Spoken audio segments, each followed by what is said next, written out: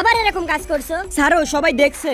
Hello ma'am. এরপরে আর এরকম কাজ করবো না, পাক্কা প্রমিস। আচ্ছা ঠিক আছে। ম্যাডাম সবসময় এই ছেলেটার সাথে চিপকে থাকে, নিশ্চয়ই ওনাদের দুজনের ভিতর কিছু চলতেছে। রাকিব, এটা নতুন প্রজেক্ট, এটা তোমাকে আজ রাতের ভিতর কমপ্লিট করে কাল সকালে মিটিং এ জমা দিতে হবে। এই কাজটা তাড়াতাড়ি শেষ করো। হ্যাঁ, করে ফেলবো। আমি পুরো প্রেজেন্টেশন অনেক ভালো করে দেখেছি, যে কাজটা করেছে অনেক ভালো কাজ করেছে। স্যার, এই প্রজেক্টটা কমপ্লিট আমার ভাতিজা রাহুল করেছে। আচ্ছা এটা তো অনেক ভালো খবর, কিন্তু আমার এখানে একটু বুঝতে সমস্যা হচ্ছে। তোমার ভাতিজাকে বলো আমাকে বুঝিয়ে দিতে। আমি বুঝিয়ে দিচ্ছি।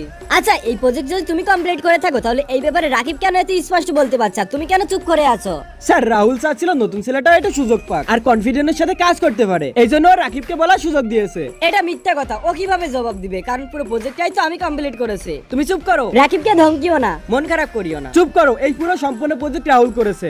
আমি নিজের চোখে রাকিবকে এই প্রজেক্টে কাজ করতে দেখেছি, আমার কাছে প্রমাণও আছে। রামু ভাই, তুমি অফিসের সামান্য ইন্টার্নে রাহুল স্যারের বিরুদ্ধে কথা বলছো, নিজের যোগ্যতা ভুলে যেও না।